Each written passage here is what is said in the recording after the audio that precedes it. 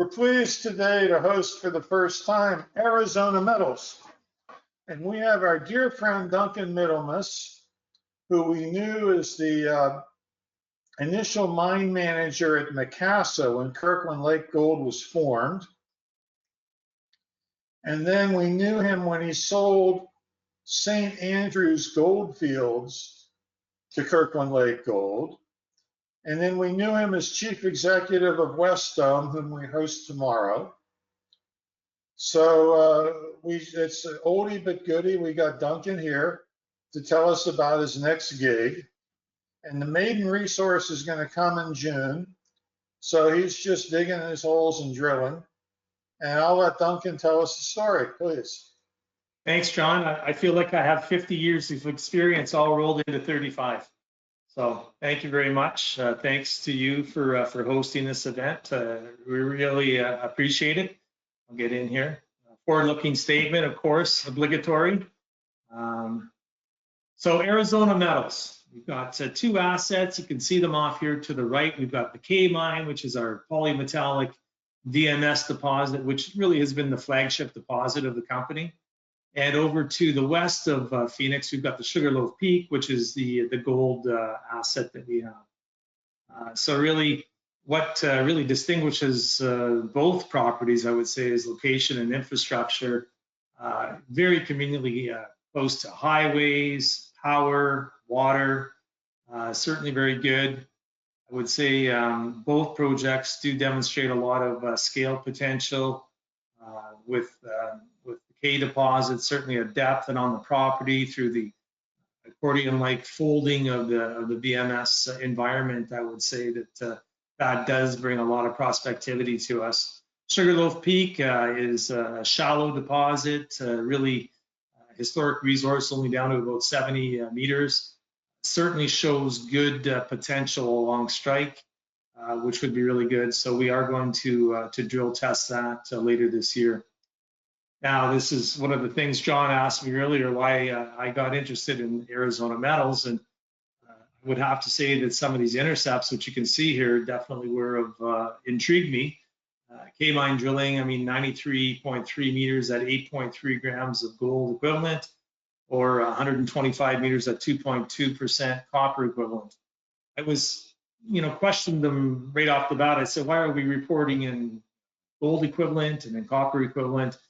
And really, the answer I got from Dave, and I appreciate it, is really whatever metal won the day in the intercept. So it was very, kind of intriguing to me. Of course, the resource will come out; it'll all be in copper equivalent, but certainly it shows the polymetallic nature of what we're drilling here. Just a market snapshot here. So we've got 136 million shares outstanding. Our market cap is around 220 million Canadian. Cash to the last reported cash balance was the end of the third quarter. It was 14.4 million. Since that point in time, we did a financing in December. The company was able to raise $27 million Canadian gross. Approximately $25 million net. So we're well financed. We're ready for the year. Essentially, we'll get into the plans for the year, but it really is more drilling, a couple of technical reports, of course, the mineral resource estimate in the first half of the year. So we think that's going to be around June right now, followed up by a PEA on the K deposit, likely by December. We're well covered in Toronto. We've got 6 analysts following our story, so we've got a nice mix of big to small. Definitely very supportive. All have aspiring target prices on us, so that's very helpful. Senior management, I joined about 10 months ago. It was May 16th, as a matter of fact. I was sitting off to the sidelines doing some board work, and I got intrigued by this project, and I got back into the game. Also on the project is Dave Smith. Dave has been on, with the company since probably 2017. Really good explorationist, can run a really good project. I'd say knows it from A to Z. So really a big asset for the company. And Morgan Knowles is our Vice President of Investor Relations. Morgan has been with the company since June of 23.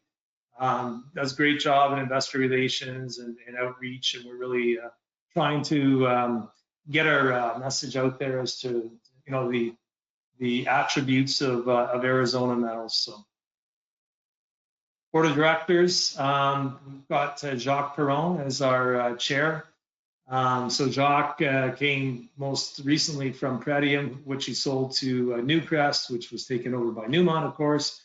Prior to that, he was Thompson Creek. Thompson Creek, of course, got sold to Centerra.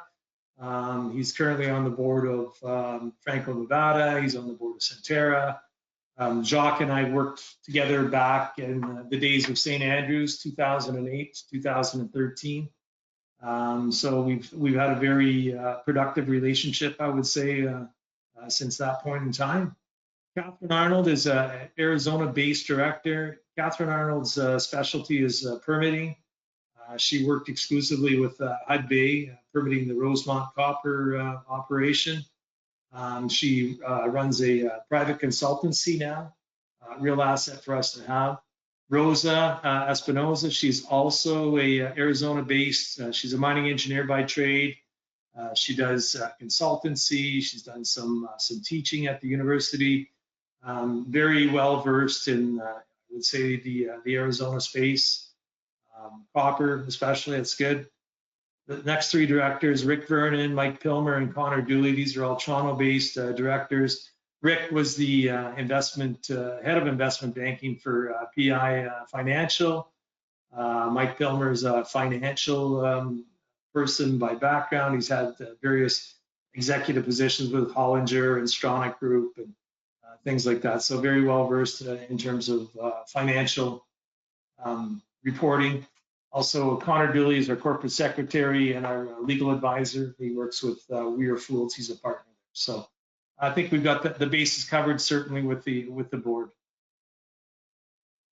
When we look at the lay of the land in Arizona, I mean, I should say mining-friendly Arizona, because really it is.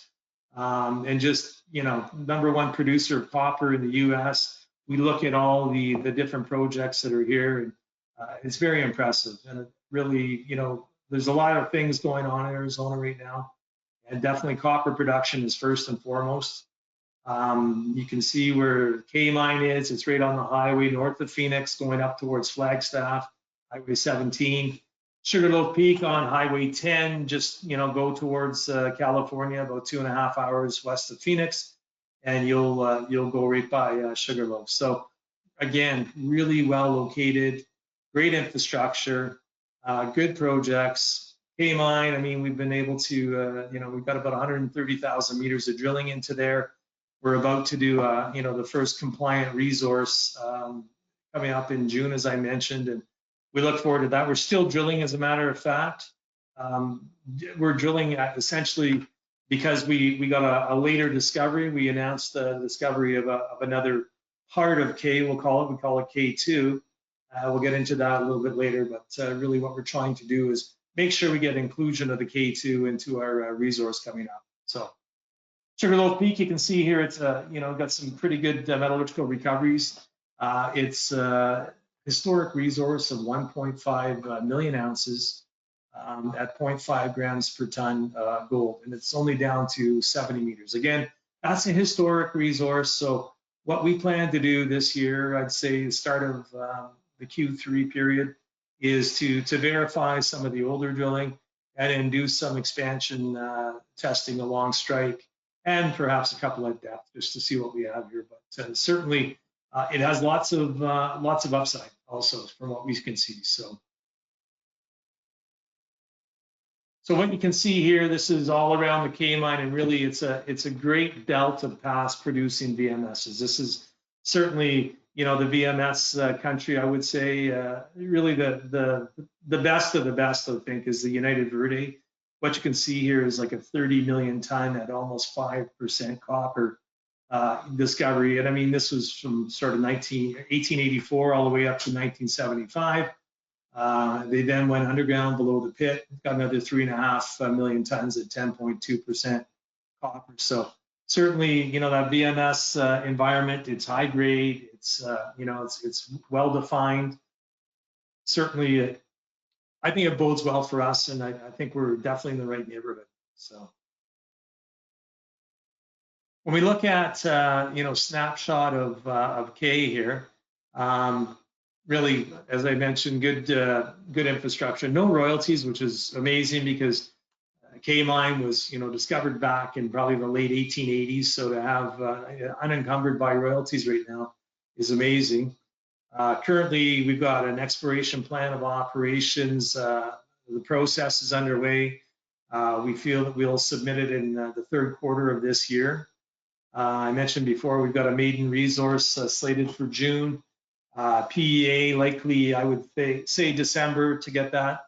In the background, though, we've got a lot of testing. The metallurgical testing is ongoing. We've got environmental studies. We've got hydrological. We've got cultural. The whole gamut of studies in support of the PEA and the mineral resource estimate. So we're getting well prepared to deliver on the technical aspects of this project, because really that's what's been lacking for this project is there's been no compliant mineral resource estimate. There's been no preliminary economic assessment. So very difficult for any investor, any potential acquirer or corporate interest to validate what they're looking at here. Everyone knows it's a nice high grade deposit. There's no doubt about that. But really, what are the parameters? So really, that's what we're here to do this year. Is primarily let's get the parameters out there about this project. You can see here the historic Exxon. So Exxon had the project back in the 70s and 80s, and they had put out a then 1980, 82, I believe, resource, and you can see here 5.8 to a million metric tons, and copper grade 2.2, zinc 3, silver 55, and gold 2.81. So just a real nice classic polymetallic. Of course, this was only drilled down to about 500 meters. We've now identified the mineralization down to 1 kilometer below surface. So certainly the deposit has grown since this point in time, and we'll get a lot more specific at the end of June about what we see. In terms of the deposit, it's really, I'd call it an underground mining engineer's dream. Nice tabular ore body. What you can see here is a little bit of relief. I don't know if you can see my cursor, but right here is what Dave calls the keel. It's a nice thick part of the deposit. So it's steeply dipping. It's about 70 degrees. So really nice, amenable, underground bulk mining type deposit. Next thing you'd also see, other than all these fantastic intercepts and length of intercepts, is the amount of intercepts, and that's important because I think we fully expect within the mineral reserve estimate that we would certainly get a component of indicated resource, which is really important because to bring that into the PEA, there hasn't been a PEA created where one of the recommendations is, you need more confidence in your ore body. You need to, continue to drill to upgrade your inferred into indicated so that you're able to, potentially get it into the reserve category. So really, I look at this and, we'll see exactly where we are, but we do have a good component, I believe, of indicated. And I think that certainly bodes well. So this is a nice sectional view looking northeast. So the next view I'm going to show you is northwest. So it's kind of the back side, but what you really see here is this keel. You can see all the drill holes being traced down. So really had some very, I would say, efficient drilling. Essentially this, is striking north-south, dipping to the west. Our drill pad is set up over here to the west, drilling back to the east. So you get a nice, almost perpendicular cut of the mineralization in there. So really important for us to understand what we would expect for true widths, also for I would say, beneficial information about the hanging wall, footwall, anything adjacent to it. So the drilling certainly has been well oriented and well done. This is a plan view, and so this edge here, this is closest to surface. We're only about 50 meters below surface, which is nice. We don't actually daylight, which quite frankly is almost convenient for us. I can just foresee a ramp going down and sublevels going in and blast holes, happening here. So in terms of mineability, I really foresee a very high degree of mineability here, and look forward to getting to that point. I mentioned that we had a new discovery. So if you recall, looking northeast on that, there was a little bit of a gap in here. And so on October 31st of last year, we reported on a hole. We call it a discovery hole because really what we found was the new mineralization, we'll call it, was just slightly off of trend with the K deposit. So this is K here in the gold, and you can see all the pierce points in there. So what we called this was K2, and so the discovery intercept was 50 meters at 6.7 grams per ton of gold equivalent. We followed that up with a hole just below it, about 20 meters at 3.6 grams per ton of gold equivalent. We've also got a few other indications that this does go deeper. Definitely what we're doing right now is we're drilling 2 deep trunk holes, and you can see them over here on the right. So we've got 176 and 177. Essentially, the idea is this is the final drilling we're going to be able to get included into the resource. And I say maybe potentially included because obviously it's going to have to be additive. But what we want to do is successively come up those trunk holes, do a fan of holes, and just try to assess what we can in terms of depth potential under both K2 and K. As I mentioned before, K is down to about 950 meters, so almost a kilometer below surface. So these holes are down around 1,150 to 1,200 meters below the known mineralization. So certainly, it's a big step out. However, as we, continually successively wedge up the hole, we get closer to known mineralization. So that certainly, could bode very well for us in terms of upside on our resource, and especially for the K. So right here, this is where K2 kind of resides, and just more information we have around that is just going to give us more confidence to have that included in the mineral resource estimate. Just, talking, just thematically about VMS deposits and really this part of Arizona. And that, so what you really have here, it was a sea floor. You've got a rifting environment. So, plates are being sort of pulled away, allowing for, a good degree of volcanism coming up. Typically what happens is the mineral bearing, magmas get deposited just sub seafloor. And so what you've got there is a nice, fairly flat seafloor with, deposition happening just underneath. Well, fast forward, a billion years, and you've got some nice isoclinal folding. And so all this, for us, it's, essentially 10 kilometers of seafloor, which has now been kind of accordioned up into about 1.5 to 2 kilometers of actual strike length. So with lots of limbs on it. So in terms of our, where's the exploration potential here, it's right here, because what we have, what you can see here in this sort of magenta colored line, those are the fold limbs, okay, right here. And so it's very distinctive because the deposition of the mineralization that we see at K and the VMSs in this area, they're very distinct in terms of the types of volcanics they would have on top of them and below them. And so when it gets all folded up, our geos are quite able to see the differing rock types. They can trace it through. So essentially, this is what we've got here. So number one, this is targeting for us. So we really see, this is exactly where the K mine deposit is. It's just, under this one, and it's above another rock type.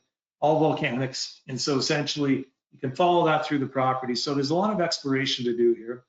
In support of that, we've done a lot of, geophysics, a lot of geochem, boots on the ground type exploration. So we really have come up with, some very prospective targets. We've got to the north mostly right now, I say, is where we're focusing on that for extension. And we got the K North extension. A little bit to the west, we've got the North Central, and then we've got the Northwest. And so we've got about a 10,500 meter drill program planned after the mineral resource drilling is done, likely at the end of April. And we're going to start to really target these high potential areas in order to, try to flesh out what we have here. What you can see here, again, this is the rock geochem. And again, just very indicative of some, really strong indicators as to what may be there. So when you get all sorts of grab samples, the odd drill hole, it seems anything along this horizon, this I would say potentially mineralized horizon, again, just subsea floor where the deposition happened, we always hit something. It's whether it's economic, sub-economic, trace. There's always copper. There could be zinc or gold or whatever, but there's always metals there. So it's a matter of let's keep following that trend along, and let's do our homework here in order to kind of vector in onto where potentially another K-like deposit may be. So we talk about de-risking the project here. So you can kind of see the lay of the land. You've got Black Canyon City out there in the distance. We're close to Black Canyon City, but we're actually buffered from it. We've got some of these lower hills around that you can see. So we're in behind there. We've been drilling here for 4 years. We really have never had any issue really of note. Currently, we're looking for regional water supply. Water supply is something which a lot of investors and potential investors always ask about. Of course, you're in Arizona.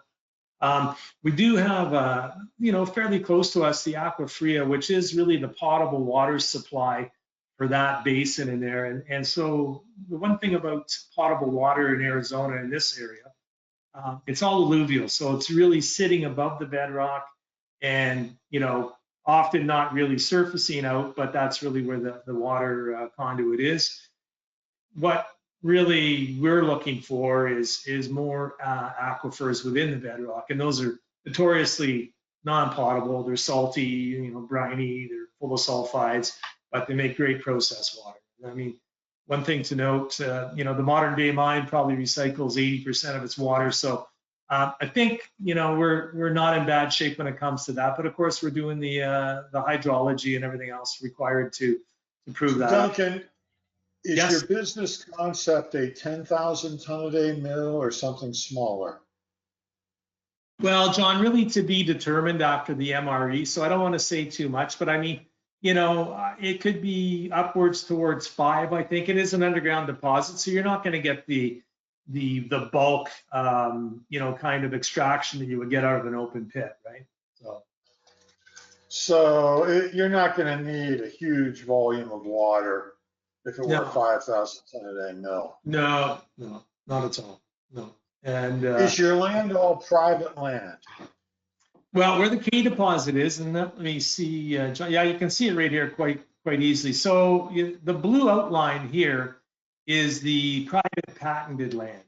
Everything surrounding us here is BLM leased land, and so really the K deposit is ostensibly, really on private patented land. So is 100% of it on private land? I wouldn't say 100%, but certainly the majority is, yes. So it's a little bit like Rosemont Copper World, where there's a little bit of federal jurisdiction, but most of it's private. Yeah, and really, BLM lease land it's fine. I think just based on where we'd start mining this, you're all on private patented land, and so I have a friend in Fort Thomas, Arizona, to the east.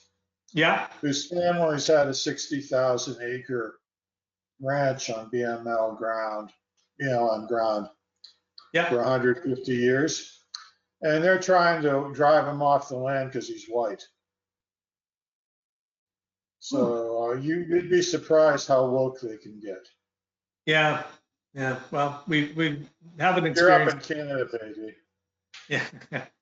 We haven't experienced anything negative, so it's good. Actually, the community is really behind us. We do a lot of community support, John, and I kind of I've gone there a couple of times now, and everybody's pretty pro project and pro AMC. So I'm happy to say that. So just talking, productive relationships, community, of course, and then of course the fact that we are underground really helps things along. It's a very small footprint, compared to my brothers in open pit mining. But we have a very good productive relationship with the BLM. We do a lot of, just coordinating with them as to how to best proceed and give them what they want, kind of create win-win relationship here. So far, so good, I would say. I'm rooting not for copper tariffs, but for Trump to fire everyone at the BLM, the Fish and Wildlife, the Forest Service, and the EPA. I'll leave that to you, John. That's good. I think that would help more. Our guys have been supportive, so that's good. Sugarloaf Peak, here it is. What you can see here in green is 70 meters. That's the old historic resource, 1.5 million ounces, half a gram. Good silver in here too.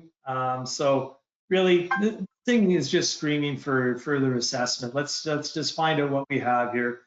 Right now, the company really receives no benefit from Sugarloaf Peak, and for me, I think it just makes sense to make sure we know what we have before we make another any kind of move here. So they've done some heat leach testing. They've done some bottle roll testing. You can see here from a bottle roll testing, 95% oxide gold recovery, 85% sulphide recovery. So good recoveries. So anyways, let's find out what it is. Like I said, that's likely to be Q3 of this year, and it's just a small program, reverse circulation. Really what we see here is, for me, I just see, strike potential primarily. Depth is fine too, but let's obviously strike potential would be more exciting in the interim, I would think. So that's the plan here for that. And then just really what are we up to here? Well, it's definitely, I'll prioritize it. Number one is the mineral resource estimate. That's June. The mineral resource drilling is going to be done likely at the end of April. That's been delayed because of the discovery of K2, but you can't blame us for trying to get that included into the MRE. Then basically the drills are going to go to the exploration targets, which I've kind of outlined up to the north. So North K, North Central, Northwest. We've got about 10,500 meters of that. The mineral resource drilling is likely going to be about 6,300 meters is what's in the plan right now. Again, we could be, changed by success if something, stupendous happens, but we'll stay tuned on that. Really focused on getting the PEA out at the end of H2, so I'm calling it December. Really need to put some economic parameters around K just to understand what we have. And again, in support of it, we've got the ongoing metallurgical, hydrological, environmental, cultural, all the studies required to support, what the next steps really for the development, potential development of K. So, and of course, Sugarloaf Peak. We need to find out what's going on. So that's really it, John. In a nutshell, it's a fairly simple story. I mean, the company's got two good assets. K, of course, being the flagship, and sort of bringing K up the food chain, I would say, in the next 8 to 9 months in terms of the MRE and the PEA, and of course the exploration. So you've always got that exploration upside happening, and I think that really what we have with our sort of accordion-like seafloor in the VMS environment. I think that's pretty exciting. Certainly a lot of things are pointing towards, with the geochem and geophysics, it's certainly a good, a good place to be. Well, thank you, Duncan, and thank you, the almost 50 people on the call. All of you may submit questions through the question box panel. So, Duncan, if your business concept is something like a 5,000 ton a day underground mine and mill. Yeah, I think 5,000 would be up on the upper end there for sure, John. But anyways, yeah. That implies something like a 20 million ton resource in the indicated category. Well, so that you have 10 or 15 years of rock. Yeah. We're definitely looking forward to getting the MRE out and getting the parameters kind of followed along with this, because really that's what's been missing, John. You look at peer projects and everybody's got an MRE out and everybody's got a PA or a PFS. We have to catch up is what we have to do. So would your cash register be the copper con carrying the precious metals, and then there'd be a separate zinc con? Likely to be both. Right now, I would say both are going to have precious credits, I think. The zinc smelters don't pay good for the precious credits. Yeah. So you're worth more if you get it to report to the copper. Yeah, we're doing some optimization on that now. So.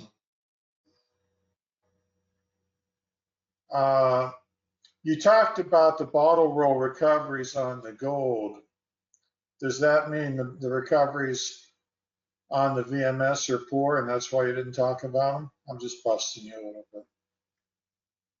No, I was talking about bottle tests at Sugarloaf. I didn't talk about. Yeah, that's so the cat. What do you think the recoveries are for copper and gold and zinc? Oh, well, we haven't announced that, John. It's not public, and again, optimization metallurgical. That must not be good if you won't talk about it. Well, this is an open public meeting. You can say whatever you want. You can say anything you want, Duncan. Yeah. The SEC won't be on my case or yours. Before we went live, I was busting Duncan about his 95 and 85% bottle rolls on the gold project. My suggestion was that they must have top cut and the grades were higher than reported, and that's how you get such a high bottle roll. Yeah. That there was more gold in that than they thought. Yeah. Do you think that 90% is a reasonable guess for the copper recovery if you've got zones that are 1 or 2% gold copper equivalent? Yeah, likely, John. Yeah. Again, you're pinning me into the corner here, John. I feel, Well, Socrates said, "I know only that I know nothing," but I've known you a long time, and you know a hell of a lot. Yes. Well, thank you, John, for that. I'm not sure. We'll leave that there.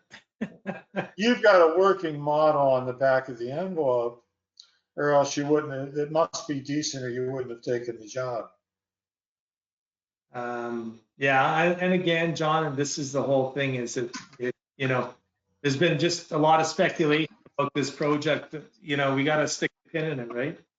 And the one thing about, hey, let's all face it, and this happened, we definitely have depth potential here at K and K2, and like K2 actually does show some nice strike upside and depth potential.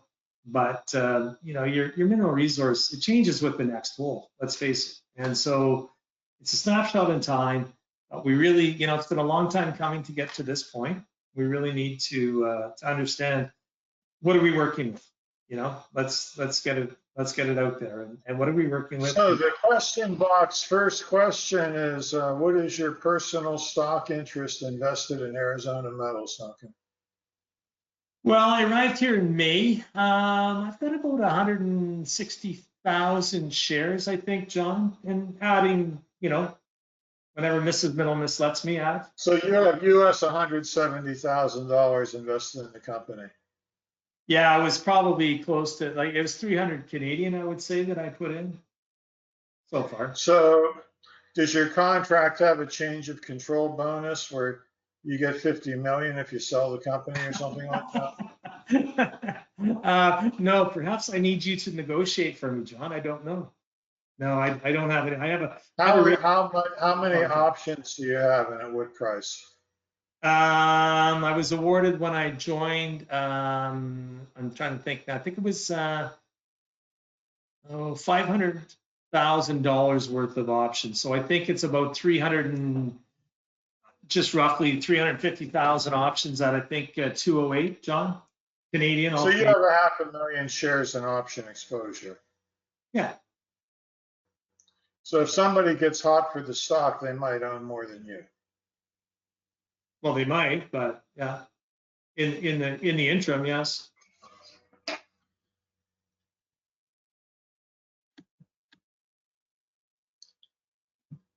What sort of capital do you think you need for 5,000 ton a day? Well, I think let's be clear here. It's when I said 5,000, I said upwards toward 5,000. So let's go. Let's say 3 to 5. We'll call it 4. I think capital you need, it's likely in the range of say 300-ish to build, 350-ish to sustain, in that range. Kind of. We're talking US real money, right? Yeah, not the Canadian peso. I was going to guess $500 million. It's hard to get the parties started cheap down here. No, it is. Drilling's very expensive. That was one thing that really kind of floored me. Why, diamond drilling, core drilling, especially, so expensive in the American Southwest.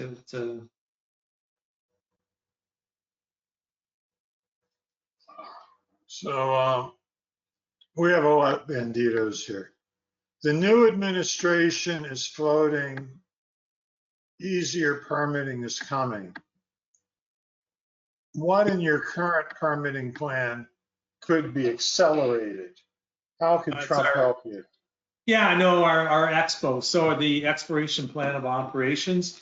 Definitely we've seen potential movement there, I think, in terms of speed. So I think that's positive for us. And really, for this year's drill plan, it's not going to be that game changing. It's probably more a 2026 thing when I think we're likely to get the EXPO anyways. But what the EXPO is going to allow is multiple drill pads, like another 47 drill pads, and under what we operate now, we're allowed 5 acres of disturbance, okay, under this notice of intent to explore. And so what happens for us to make a new drill pad, we have to go reclaim a drill pad. So, it's kind of, I don't want to say hand to mouth, but it kind of is in many ways because you're limited by that 5 acres.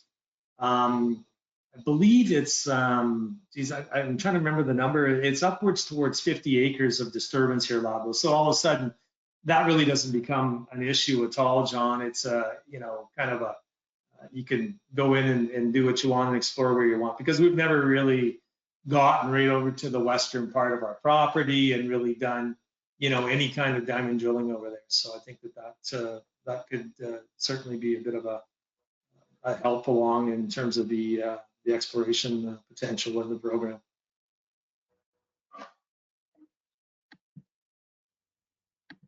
Well, how would your project compare to other big copper mines in the U.S.? Of course, 3,000 to 5,000 ton a day is small. Yeah. And you're not a heap leach and you're not an open pit. Yeah. So what do you think is a comparable for you? That's a good question. It's really none of the underground projects in Montana. Yeah. Yeah, I'm trying to think of the name of the project. It escapes me for now, There's but there's a copperwood in Michigan, in the Upper Michigan Peninsula. yeah, maybe it could be Foran like a bit, you know, maybe a little smaller, but it could be something like Foran is polymetallic up in Manitoba. Saskatchewan. Yeah. Since you guys excuse me, I need to keep Canada straight. We know that you're not the 51st state, that it would be 51 to 61 because every one of your units should come in individually. Then you would control our government. It's amazing the Canadians don't want to do a reverse takeover on the US. Well, we're very respectful of our American brothers. Okay, so I'm an honorary Canadian. I spent so much time up there. I think yeah, John. So we So tick the same way. we don't really have a good comparable to one of Freeport's mines because they're all big open pits. Nah, they're big, lower grade. I mean, the thing that distinguishes this thing is it's got pretty good grades, eh? So The only thing that's like your grades is Timok in Serbia. yeah, The Zijin Mining bought from Reservoir and Freeport and Rio Tinto. yeah. I think you're not as big as Timok, but your grades are comparable to the best part of Timok. Yeah. That's in Serbia near the Bulgarian border. Yeah. I went there in 2016 to drink ouzo with the Serbs. Can you talk about permitting that will be required in the future and how difficult or easy you expect the processes to be? So of course the EXPO process is underway right now. We're doing the required biological studies for that. Again, you know, the biological studies means you're counting bunnies. We're counting. You're characterizing the fauna and habitat. We're overall 12 months of the year. Owls and birds. Yeah.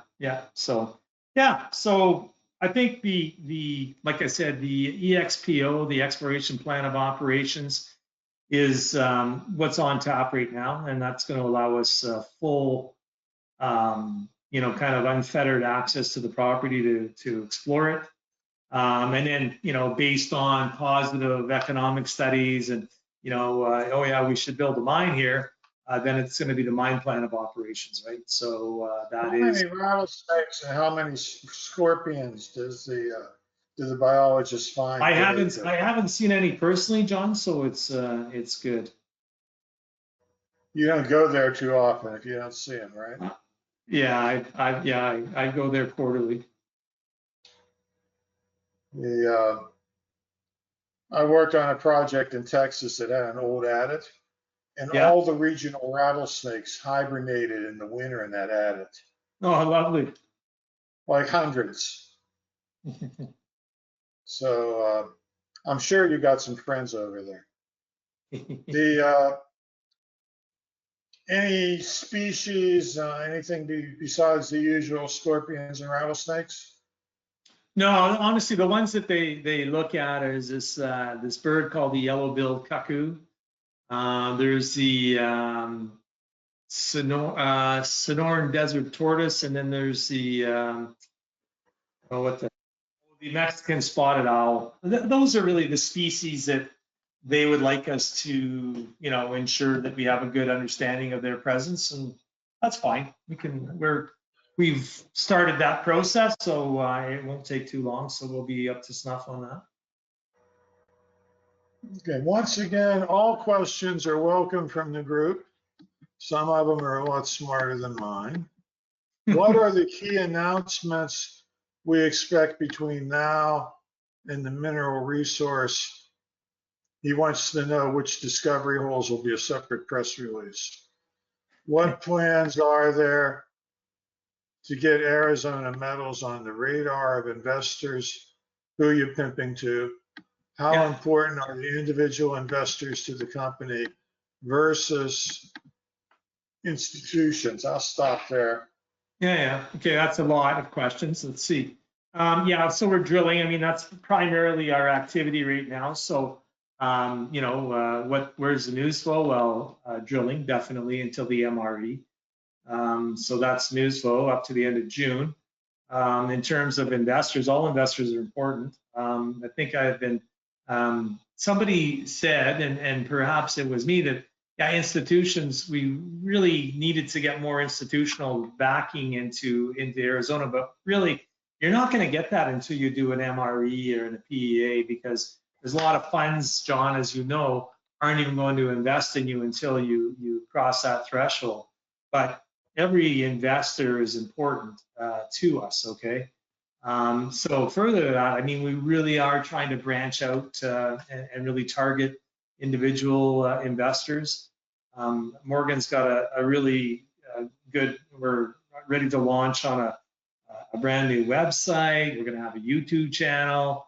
We got lots of things in the offing here in terms of our, I'd say, social media presence. You're talking to a guy who doesn't even have a Facebook account, so I defer to Morgan to keep me current here. But certainly, this is something that the industry's gone to, and we're certainly there to adopt that, and we're going to. So. What are the stock ownership levels for the rest of the board and senior management? I'd say right now, because of the departure of Paul and Mark, I mean, they certainly were founding shareholders, so they had a big chunk. Sorry, what was Paul and Mark's last name? Paul Reed and Mark Pace. And so you were going to say how much they own. Yeah, no, definitely. When they were with us, I think you'd be up around 8 or 9%. Right now we're below 1%, but I just got here, John. Give me a break, right? What is the usual investor pushback he gets for the stock to be currently pricing in less ounces than the historic resources on K? In other words, why is it that the investment community is ascribing severe negative value on everything that was done since? That's a very flattering question, huh? Yes, isn't it? I don't know, John. It's a show me story. For me, you know what? I can't speculate. I just want to get reality here. So I think definitely, it's time to stick a pin in the mineral resource estimate, get that going, put the PEA out, understand what are the parameters of this project, what are the capital costs, what's the return on investment, everything else that needs to be known about this project. So I think that's really where we are. Why are you waiting until the second half of the year to drill Sugarloaf? Is it permits? Well, right now the team is tied up with the MRE, so yeah, no, for us it just makes sense. Q3 fits better into our business cycle. When is the annual general meeting? It's going to be the end of June. I think it's the 26th. I'm just asking everyone, Duncan, when can we expect results from the most recent deep drilling holes? Well, they just got down to target. I don't know. I would say in the next 3 to 4 weeks, perhaps.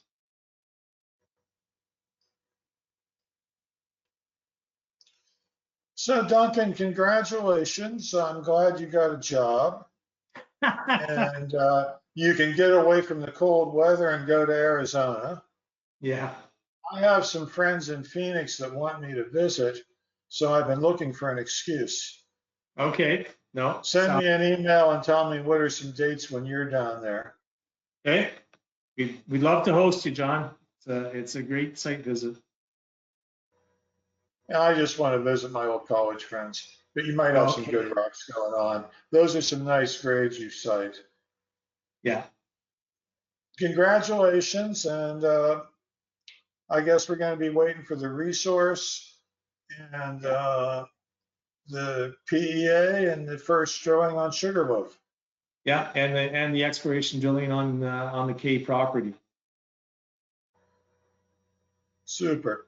You have a Good. good Okay. night. Good luck with your board meetings tomorrow. Thank you. Yeah, thanks very much. Thank you, everyone, for your Thanks attention. to everybody. Yep. Okay, thanks. Bye-bye. Bye.